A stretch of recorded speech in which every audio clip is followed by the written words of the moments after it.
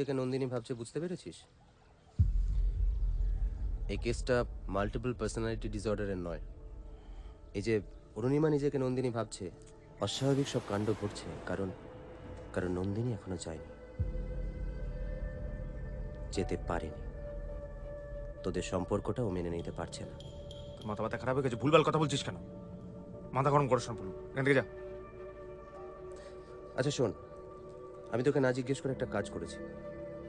জিয়ানকে ডেকে পাঠিয়েছি। জিয়ান মিত্র, কে জিয়ান মিত্র? প্যারাসাইকোলজিস্ট।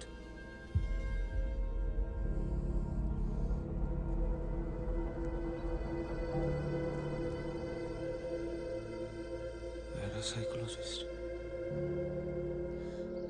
আমার কথাটা শোনো, খেয়ে নাও।